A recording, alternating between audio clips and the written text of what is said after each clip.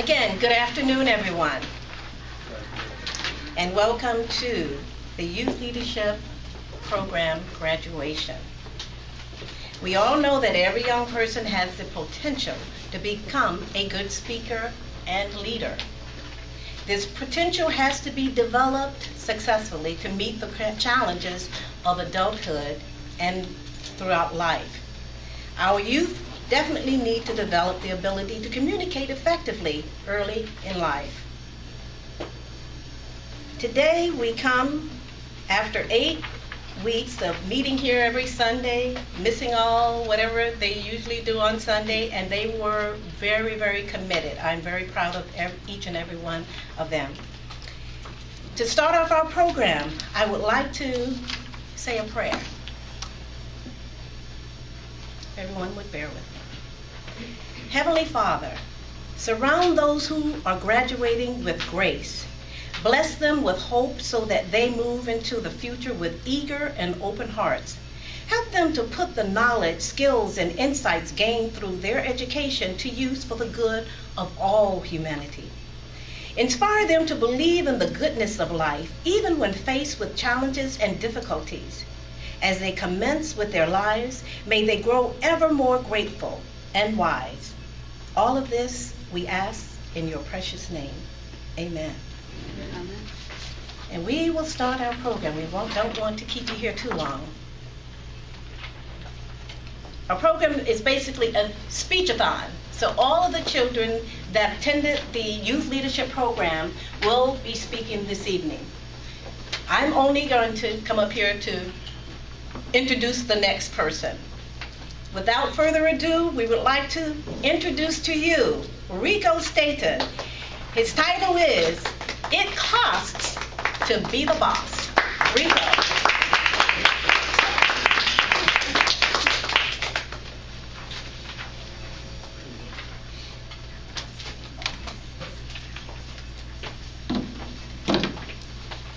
Hello, everyone. Hello.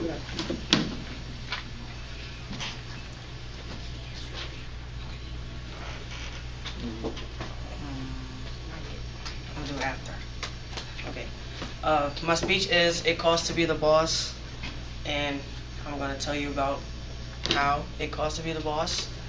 So I do Brazilian Jiu-Jitsu, which is a form of martial arts, and you do forms of martial arts like grappling and throws and judo throws and etc. Things like that. Your home in this type of art is like the ground, so if you get taken to the ground, you know what to do from there. It costs to be the boss because if you want to be great, you're going to have to sacrifice a lot of things in life, like social life. Well, everyone doesn't do that. Like, I know football players, they're all over Instagram and stuff, but I'm not.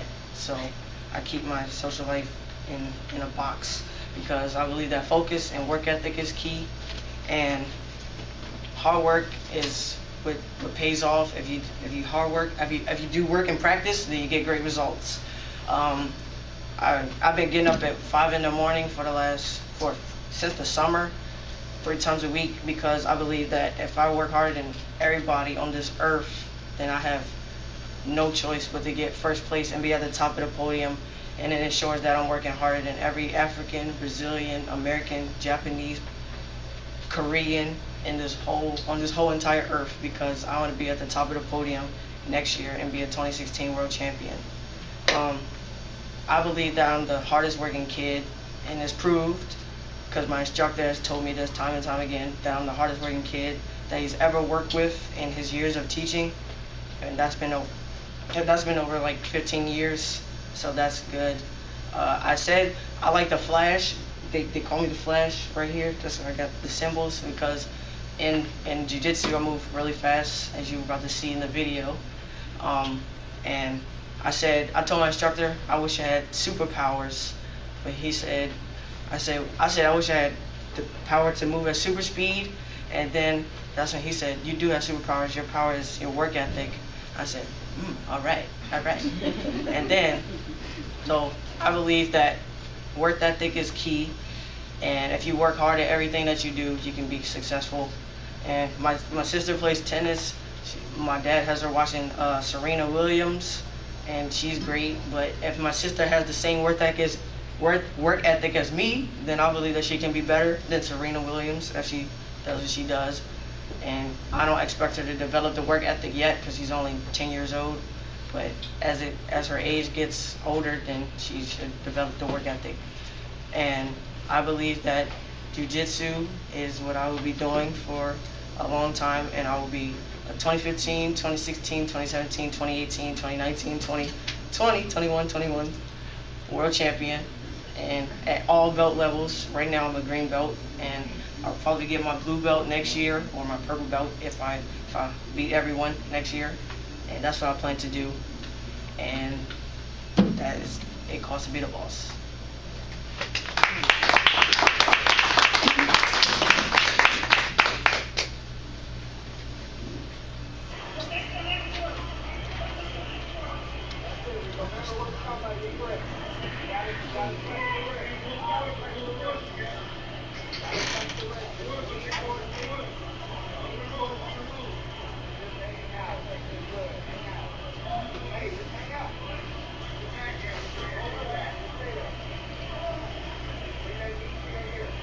Which one are you in, the black and blue?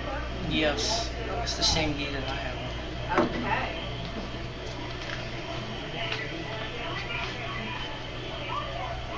Do you want to give us a little tips on the moves? Okay, right now I have him in a bow and arrow choke.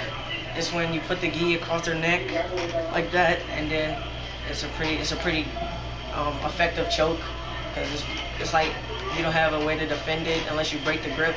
But in this match, he didn't break the grip, so you just hold it, and then until either they tap or they go to sleep.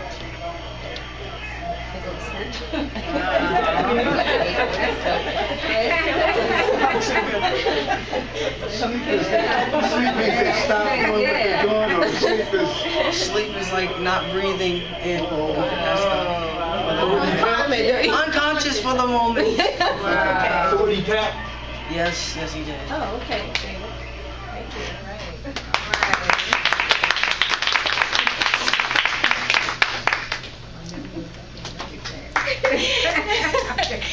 Thank you, Rico. I would not like to be going up against you at all. And yes, I could see you being the world champion. That was awesome. Thank you. Our next speaker is Christian Carter. And Christian's speech is karate skills. We're getting an education here today, ladies and gentlemen. Christian. Hello, everybody. Okay, so when I was younger, I used to learn karate or kung fu, and the origins of what I was learning was like Japan and Chinese. So I was doing karate for like multiple years, and I learned a lot, and it shaped me to what I am today, basically. So in my karate school, we did a lot of things. We did competitions. We trained a lot. We did flips and everything. We did and stuff like that. So the thing I liked about karate and everything is the moves. I mean, the moves obviously, but we used to spar and everything. And with spar, you can sparring, you can do whatever move. Basically, you can do whatever move you want. It just has to be right, basically. And I thought that was kind of fun because I can have fun with it, but also be kind of serious with it at the same time. So yeah, when I was in karate, we wouldn't go on tours or anything like Rico does, all over the state. I mean, all over the country, but we would go to different tournaments and everything, and I had fun watching them and participating in them and stuff like that. I would see on the floor, I would see hand-to-hand competitions. I wasn't in it, but I saw it, and I saw kids fighting each other, and I saw kids with busted nose and stuff like that, and things like that. So yeah, so I went up to well, at first I had a white belt. This is the white belt right here, everybody, white belt. So at first I had a white belt, which is the first belt you start off with, but I stopped. Well, I didn't stop. I'm planning to go back someday, but I had a red belt with 1 stripe. And how it works with my karate school is when you get red belt, and then you get red belt 1 stripe, and then red belt 2 stripe, and then you get brown belt. So it like basically like lengthens like it lengthens like your training and everything, making you better and everything. And the way they describe your red belt is that with the red belt is when you bleed, the blood, like if the blood gets on your belt, it won't stain it or anything because it's red. So that's basically meaning that they're gonna work you harder and they're gonna like push you a little bit more when you have a red belt and stuff like that. So my school, we had summer camp and everything, and I went to summer camp twice or 3 times, like 3 summers, and it was really fun. We would watch movies, play games, but we also like work and stretch and everything and stuff like that. I would also have to spar my instructors sometimes, and one time I had to spar a female instructor, and I didn't want to like I had to do it. I had to fight her, but like it felt kind of weird because like I knew her and everything, so it was kind of like, it wasn't difficult, but it was like a new experience for me and things like that. We learned different chokes. I mean, we didn't learn different chokes like Rico does, but we learned different moves. We learned how to put somebody in like how to submit somebody, basically like put them like that so they'll like tap out or something like that. We learned how to flip people, flip them over like that, and we learned things like that. We learned how to do tornado kicks, different types of kicks and everything. And the thing I liked about it is you still have fun. Like if it's your birthday and they know it's your birthday, like some kids, they would lie about their birthday sometimes, but because if it's your birthday, then you have 2 pads. They give you 2 like body pads, and it's like everybody's in a line this way, and you have to go down the line, and they just like kick you or like punch you or something like that, just like to toughen you up for like your new age or something like that. So I thought that was funny. Like some kids, they would run down and they would like trip and fall and stuff, and it was really funny. I had a lot of memories with my team and everything in my school. We would, for the opening of the Karate Kid, the movie, we were outside Regal Theater, and we were like kind of hyping the movie up and doing like some of our forms and everything, just like hype it up a little bit and things like that. And it was a really fun experience. Everybody was like watching, taking video and everything and stuff like that. I was actually like on Fox 5 one morning. I kind of like missed school, so I kind of missed school, the first half of school, to participate in this because I'm on TV. So I went to the studio, and we did a few moves, and we showed like basically like whoever's watching like what our school is about and things like that. We also had weapons, and we had a short staff, and we had a straight sword and things like that, and we had a bow staff and everything. But I only got to like the straight sword, which is like a sword, but yeah, a straight sword basically explains it. And so some people, they would use like different types of weapons. There were katanas and things like that in our studio, and we would use things like that. For me, it helped me out because those 20 push-ups I was knocking out kind of like helped me a little bit to make me stronger and things like that. And it kind of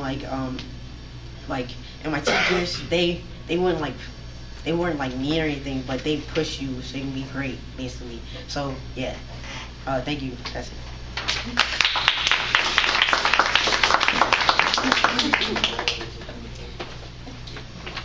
Thank you, Kristen. Karate. I used to be interested in taking karate. I think I may have taken maybe 1 or 2 classes. My daughter went all the way to, I believe she ended up with a black belt. Me, I stopped on the first. They even gave her a name. In karate they give you a name, and I think they gave her a name of, if I remember, Gussie or something like that, whatever that means. Anyway, I never did finish it up. All this stuff seems so rough to me. Our next speaker coming up is Neva Mary Rose, and Neva's speech is gymnastics. Woo-hoo. Step across. Be careful. Just a second. Just 1 second. Take care of some techniques.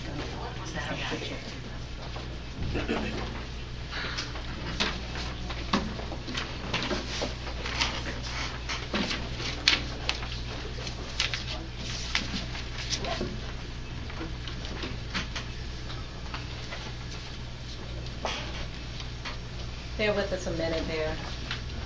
Getting up the video.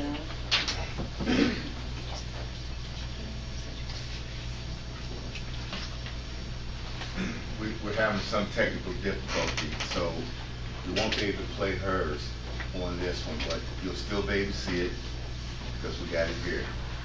There's always a plan B. Good afternoon, everybody. My name is Neva Mary Rose, and I will be talking about gymnastics.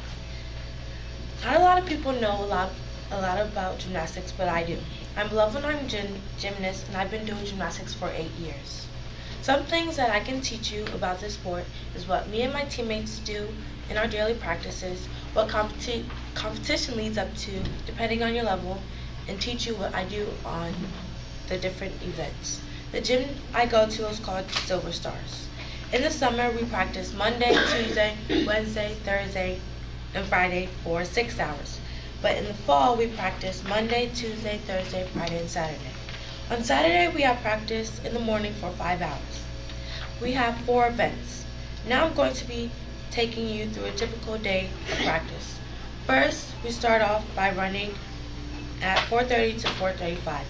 Then we start stretching for 15 minutes. Some of the stretches we do are splits, bridges, etc. Then we go to conditioning. And the conditioning we do is like arm strength, leg strength, and core. Sometimes we have papers that tell us what we have to do for conditioning, and that usually takes about 20 to 30 minutes. After we finish conditioning, then we start the first event, which could be bars, beam, vault, or floor. Later in my presentation, I will be telling you what I have to do on each event for 45 minutes. Now say we did every event we had to do. Then we stretch for 15 minutes again, then line up to see what the coach has to say about how we did at the end of each practice. Now I'm going to be talking about what each competition leads up to in the competition season, which is about the beginning of December to the middle of May. The biggest meet for level 3 to 7 is state meet. The biggest meet for level 8 is regionals, but they have to also compete in the state meet to qualify for regionals. The biggest meet for level 9 is Easterns. Only if you qualify for the regional meet in Easterns. The biggest meet for level 10 is Nationals, which you have to qualify. Finally, I'm going to be talking about what I do on each event. On bars, bars.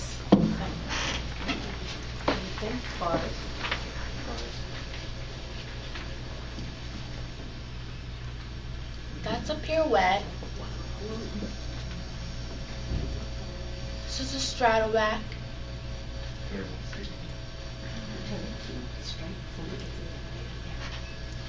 These are giants. To a double back. Okay. On bars, I added a toe shoot and a blind change. On vault, I do Yuchenko layout. And this summer, I upgraded that to a Yuchenko full. Oh. I think you have to play it again. Is that it? Yeah. This is it. Okay. On floor, I do a double back.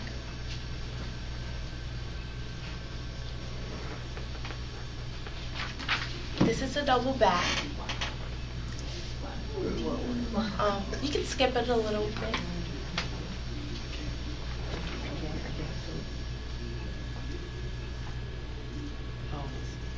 I think it went. Is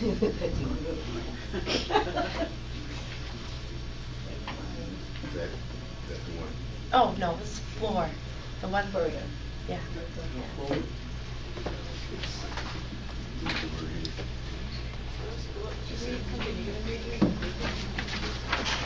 Okay. Do I just say? Yeah. Okay.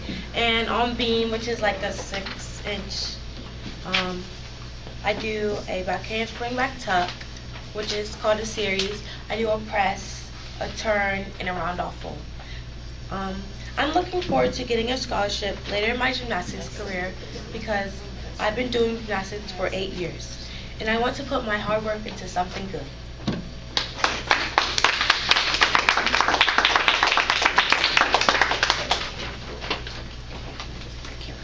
Okay. Thank you, Neva. That is truly impressive. Oh my goodness, I mean, that I could watch that over and over and wish that I could even do one of those. Our next speaker coming to us, by the way, I should have done this up front. I printed the program on Friday, and I had not gotten some of the titles. I was going by the last title that each one of them spoke on. So since I didn't get their titles, I made them up. I made them up according to what their last title was. And what happened is they changed them on me. So that's why when I announce a speech and it's not on here, that's why.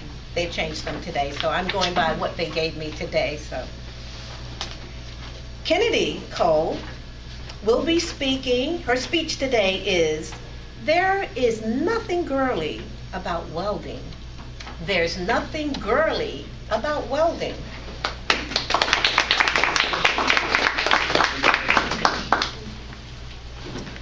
Hello everyone. The nervous jitters of the first day of high school is really nerve-wracking. And then to get your schedule for one of your all-time favorite classes in the whole wide world is CAT North. CAT North is the Center of Applied Technology North. And CAT North is a center where you can get a certification in the field that you want. For example, automotive and diesel technology. Right after you graduate from high school, you can still go to college and you can also work into the field because you have a certification. But let's focus back on the story. My all-time class that I wanted was baking and pastry. We're making cute little cupcakes to bring home recipes and sharing them with the family. But instead of making cute little cupcakes, I got wire and a blowtorch. And when you put those two things together, you get welding. So much for baking and pastry. At first I thought I would like it because I was the only girl in the class, and the rest of the class was predominantly male. And I also didn't think I would like it because there are no girly colors when you have to suit up to weld. First you have to wear these steel-toed shoes, then you have to wear these long jeans that go over the boots. After that, you have to wear this jacket so the sparks don't burn you while you're using the blowtorch. Then you have to wear these safety goggles so you don't burn your eyes either. The last two things are these insulated gloves and a welding shield that goes over your face. You don't have to wear all of this when you're doing baking and pastry. The first day in welding, we got to cut a piece of metal using a blowtorch. The second day, we had to cut two pieces of metal and put it back together with the welding machine.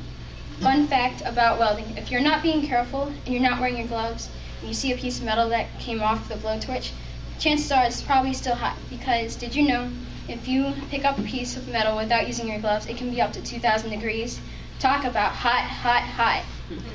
Does anyone know the name of the gun they used to weld? Welding gun?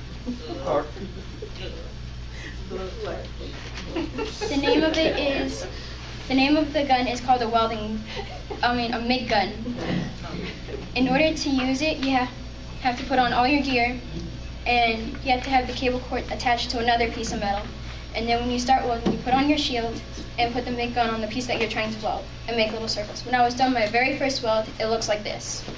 After I started to get the hang of welding, we created these statues, and my statue is a fashion model. So I learned a very important lesson as soon as welding ended. Welding lets you be creative in who you want to be. And I have a video to show what we did in welding.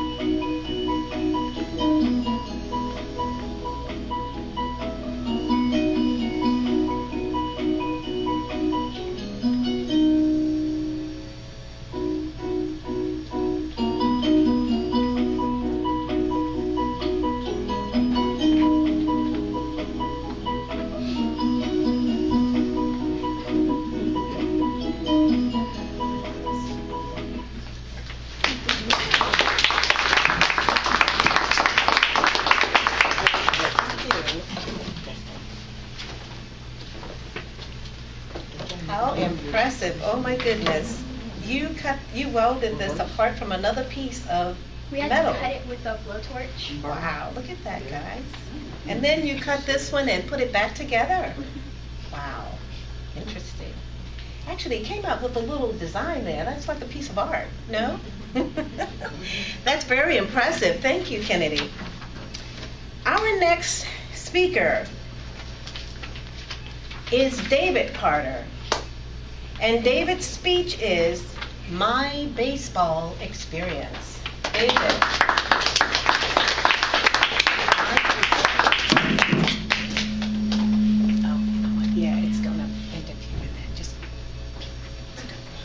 Okay, my speech is about my baseball experience. Before I talk about that, I want to talk about my sports experience.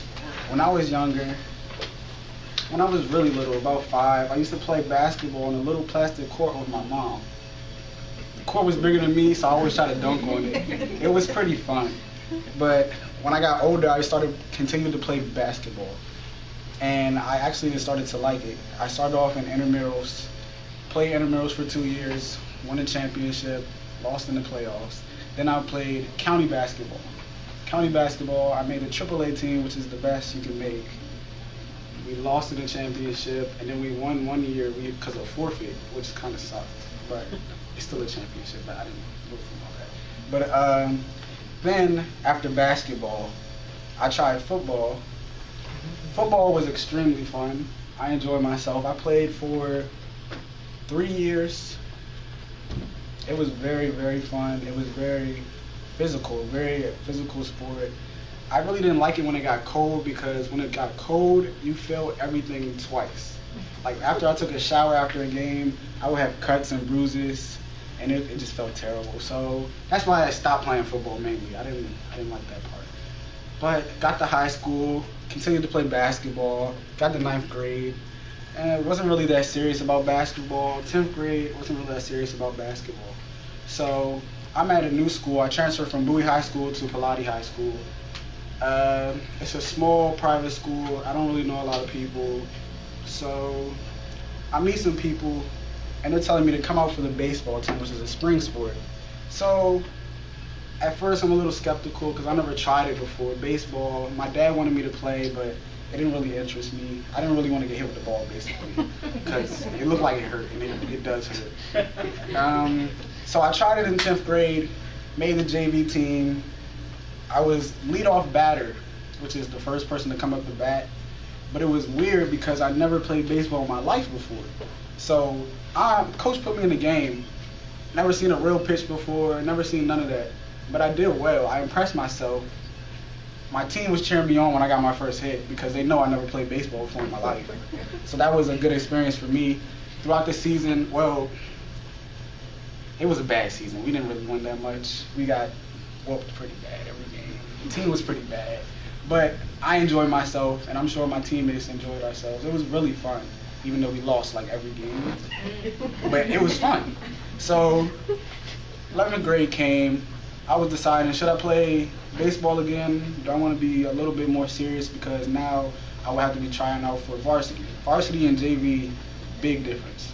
Big difference. Stronger kids, faster kids, bigger kids. They throw harder. It's just harder. So I try out for varsity, make varsity, get some playing time. And it is really, really hard at first because kids in JV, they throw like 70 miles per hour. That's their fastest pitch. In varsity, they throw like 80, 85. That's really fast. Plus, they have like secondary pitches like curveballs, change-ups, and stuff like that, which make it more difficult to hit the ball. So I kept at it, winter workouts. Basically, all we did was hit and practice on running the bases. Running the bases is very important in baseball because if you make a mental mistake, if you take a play off, you take a pitch off, that can ruin your opportunity of scoring, getting ahead in a game. And runs are pretty hard to come by in baseball. So you don't want to mess up. So we worked over the summer. We worked in the winter. I got way better at batting, got a little bit stronger, threw a little bit harder. Played varsity, did good my first couple games. Played a couple tough teams. We started off very well. We went 3-0. to start the season off. We were all hyped up and stuff. Then we played this team called St. Mary's. St. Mary's is this team, and I want to say it's in St. Mary's County. They're really, really good. Really, really, really good. They have 2 D1 pitchers that are, one is going to Maryland, one is at Maryland right now, and one is at Florida. They throw hard. Like, I've never seen one pitcher, he throws 90. We are in high school, and the kid is throwing 90 miles per hour. That's crazy. Like this man is going to the MLB. Like, that's crazy. And we have to go against him. So first game we play them at home. They whoop us pretty bad. I'm talking about a no-hitter. Nobody on our team got a base hit. Nobody got to first base. They just strike. So, you know, coach wasn't very disappointed in us. We were pretty upset because we just got no-hitted. Like, that's terrible. That's the worst thing that could happen. Coach was like, that's not bad. He's a D1 pitcher. We'll get him next time. We get him next time. We do improve. We do get hits. We make it a competitive game.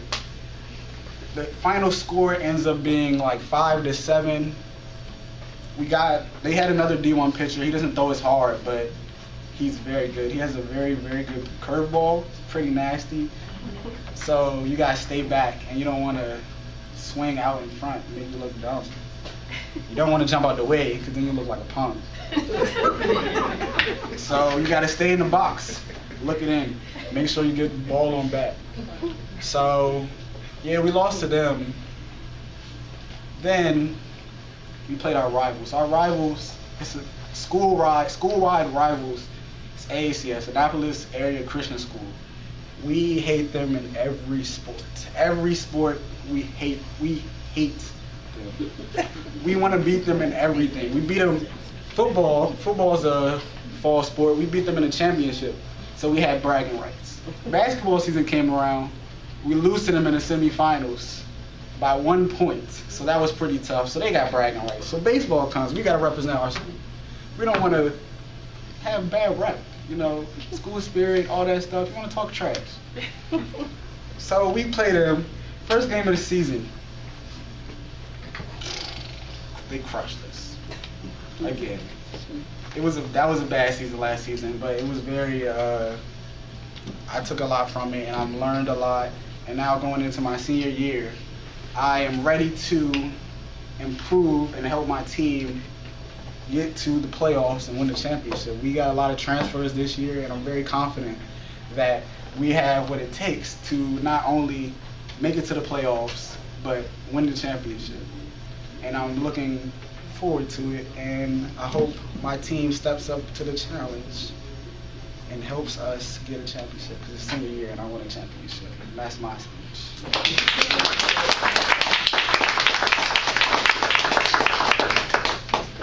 Wow, that is some experience. Every time he said curveball, I'm like, ooh. I don't know. These sports, I mean, I love to watch baseball and all that stuff, but curveballs and all that kind of stuff, ooh, it sounds really dangerous, but that's why I'm behind this mic here talking. No sports for me.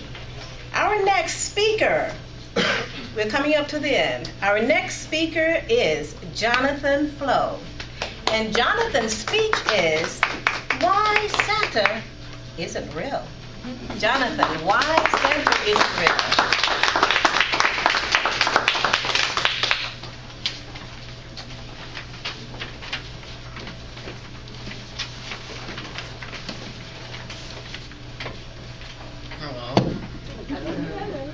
My speech is on why Santa isn't real. Okay. I was at the Columbia Mall and I brought a sticky notepad to write down what I wanted for Christmas. As we were going down the elevator, I told my mom, I know what I want for Christmas, but the things I probably won't get from Santa. I found out that Santa wasn't real the hard way. My parents personally told me, and I knew the things I wanted were expensive. How do you know? My mom asked. Because Santa is not real. There is no way that someone can survive in Greenland their entire life. As we entered the mall, I noticed that they had a section where you could sit on Santa's lap and tell him what you wanted for Christmas. Look, there is Santa, my mom said. That's not Santa, I said. That is just someone in a red suit with a fake beard. After we went to JCPenney, we visited a Foot Locker store. After we left the Foot Locker store, me and my mom were just wandering the hallway. I said to my mom, kids' parents have been lying to them for years, making them believe that there is a man in a red suit that lives in the North Pole. Then my mom said, then what about Santa's helpers? Those are just the people that work at the post office, UPS, and FedEx. They are Santa's helpers. I said, also, how does Santa eat 7 billion cookies from the 7 billion people on Earth? To this day, I really wonder who invented Santa Claus. Yeah.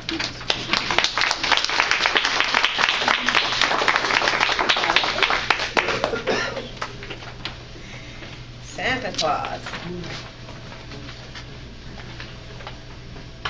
7 billion cookies. Woo! I think I gained about 50 pounds even thinking about 7 billion cookies. Thank you for your speech, Jonathan. We're moving on to our last but not least speaker. And we have Miss Zaya Staton. And Zaya's speech is Me and My Tennis Journey. Zaya, Me and My Tennis Journey.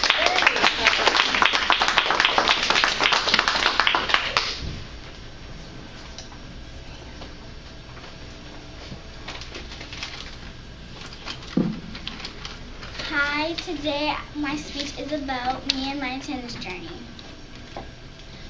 I started tennis lessons when I was 6 at Glenarden summer camp.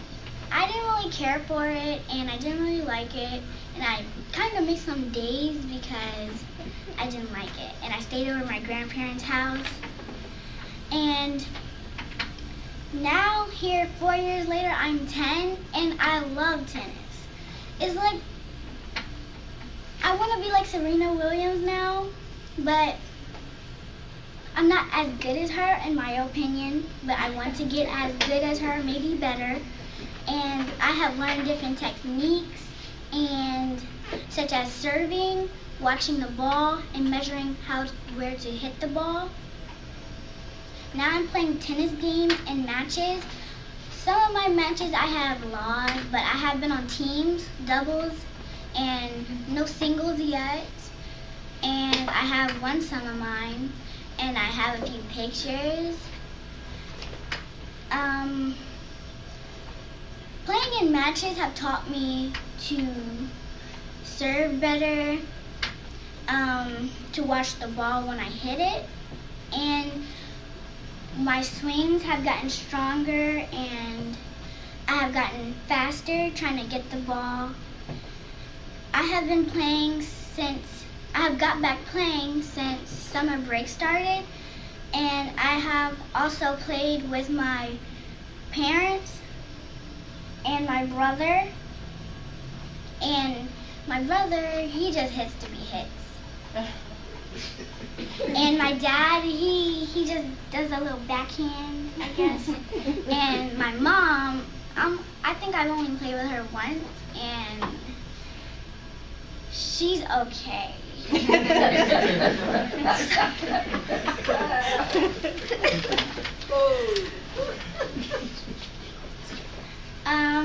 I have been enjoying watching Serena and Venus, and my dad has me watching Serena and also my mom too. And does anybody know who Serena Williams is? Okay. Well, in my opinion, I think Serena, she's the best black tennis woman player right now. And I really like her. I want to give a thanks to my dad for getting me starting back on tennis, and my mom too.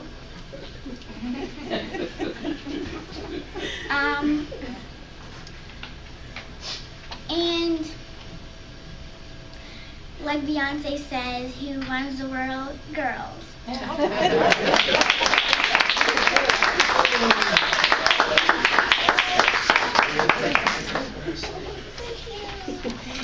That's right, Zaya. Who runs the world? Girls.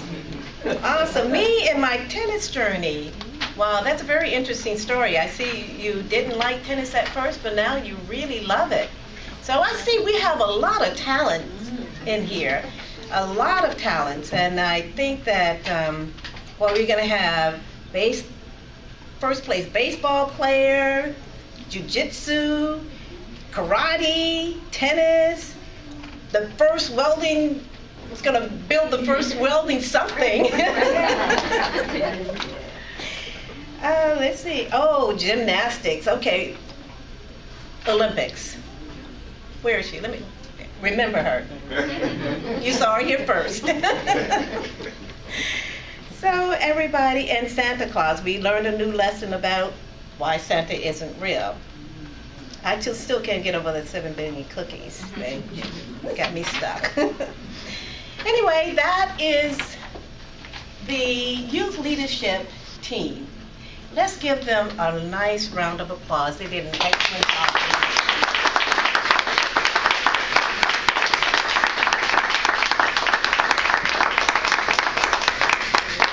Very good.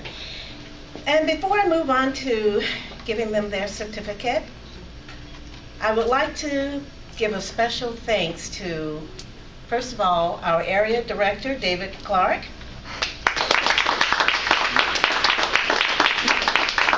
And maybe I should preface that by saying the Youth Leadership Group Team program is a program under the Toastmasters program.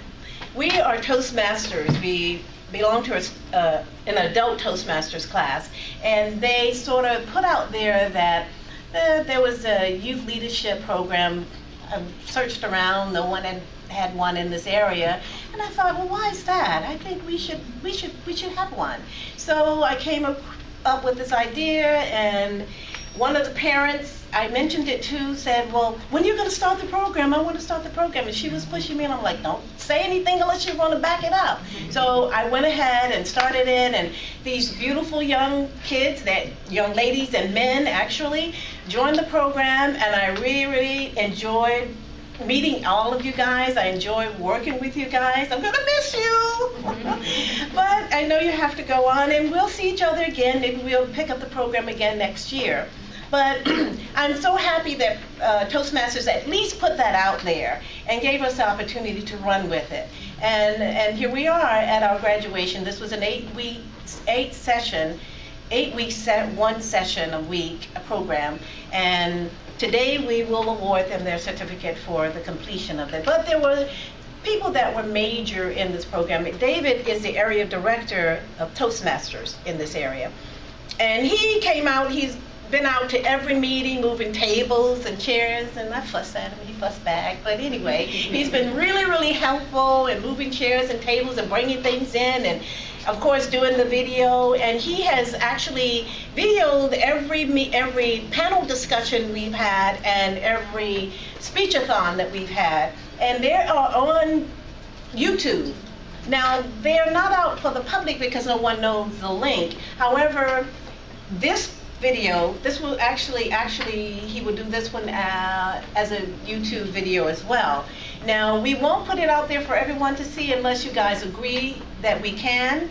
It's up to you whether he can do that, but you will get first look at it. Everyone that's part of the program will get first look at the video on YouTube. And we can leave it out there once you've looked at it for your friends and family and everyone to go look at it every now and again, just to go and look at you and be proud of you every time they look at you, because you guys did a good job. And I'm going to go look at it, and every time I see each of you do your speech, I'm going to be proud of you as well. But David is one of the people I want to give special thanks to, and Crystal Light-Stathan. Crystal is a Toastmaster. She's part of our Toastmaster group. We meet every second Thursday. We're changing our dates, but anyway, Crystal, stand up. For those who don't know Crystal, this is Crystal. She's been truly instrumental. She's been out here. She brings the kids. She helps out wherever it's needed. And I have been actually grateful, truly grateful for all of your help. Thank you.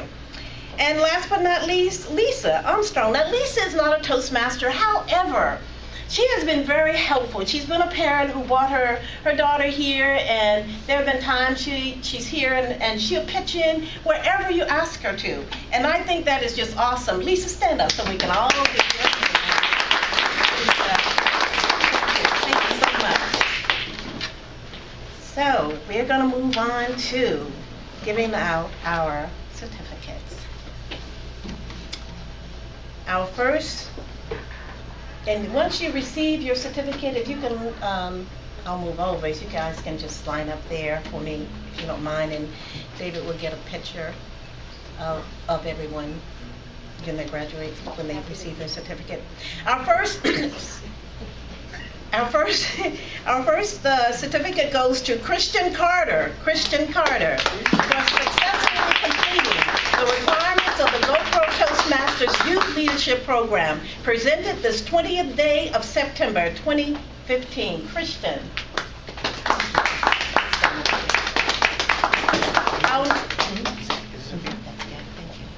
Our next person is David Carter. David Carter. Same for successfully completing the requirements of the GoPro Toastmasters Youth Leadership Program. Kennedy Cole, for successfully completing the requirements of the GoPro Toastmasters Leadership Program. Jonathan Flo, for successfully completing the requirements of the GoPro Toastmasters Youth Leadership Program. Jonathan.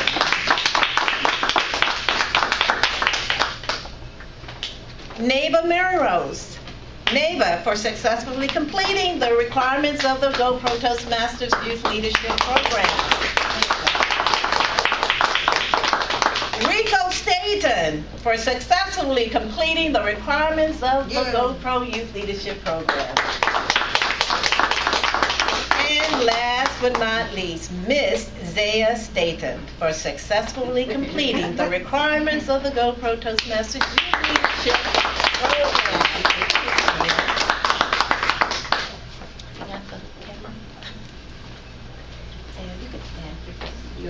I'll let everybody take their snapshots first.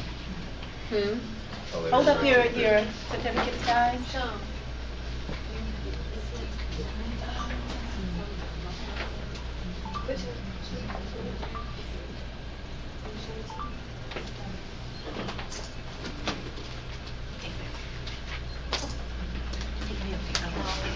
One minute, ladies.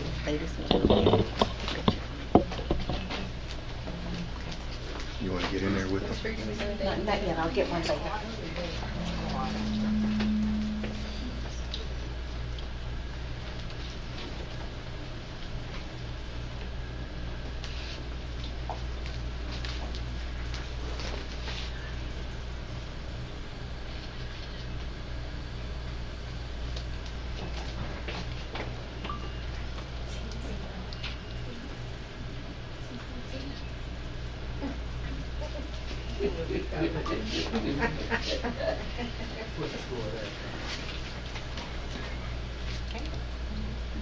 All right, ladies and gentlemen.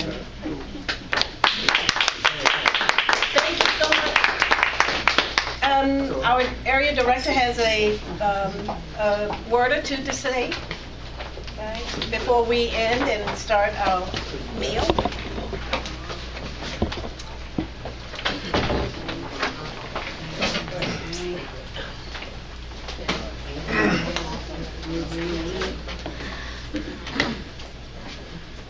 This has been a fun 8 weeks. I've enjoyed it immensely, seeing the kids grow. Should have saw that first panel discussion. I think Rico spun around. He was talking. He was spinning around, and I think Zaya was doing something like that, and I think Neva was doing something back there. And you should see the second one. Very studious. And, you know, I tell you, these are some very intelligent kids, because some of the things that they would debate about, you're like, wow, okay. Or Zay, you're like, how'd they come out of that little body? You know? And so these kids are very intelligent, and they're going to go very far. And I'm very proud of them, and I'm proud to be able to say I knew them. Yes. And this would not be possible without Trudy Clark. If Trudy will come up.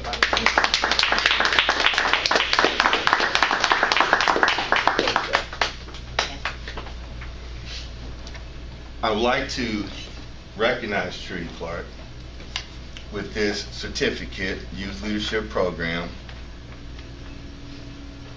This presented to club president. She's the club president, Trudy Clark, for outstanding service representing District 36, Division D at Area 42 Youth Leadership Program.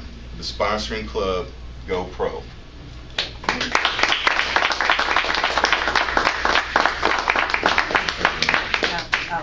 Sorry.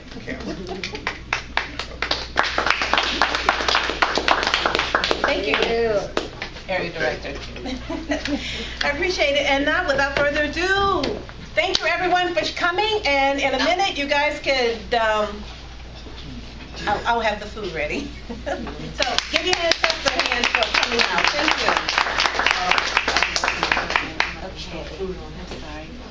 We can scoot the chairs over a little bit that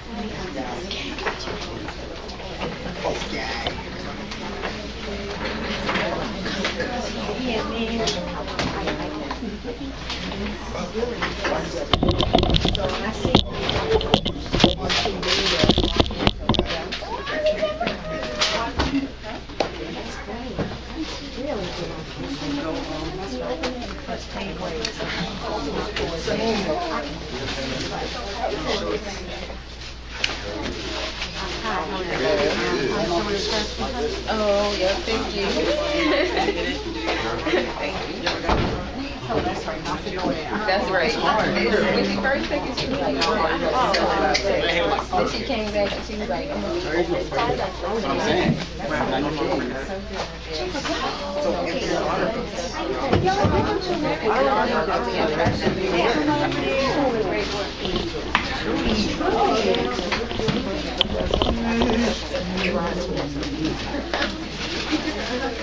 This one smells good.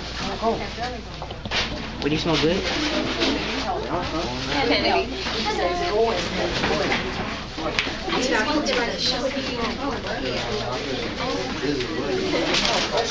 okay, I do it too. Okay.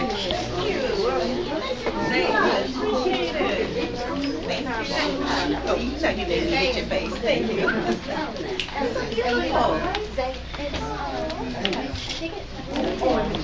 What you got there? Wow, that is so sweet. Got something else coming.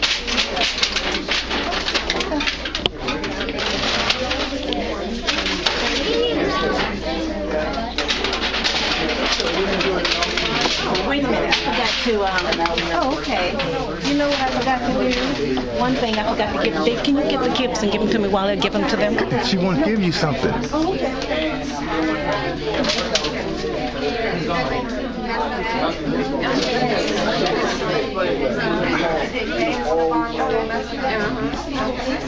Thank you, dear. Thank you, sweetie. Appreciate it. Oh, that's so sweet.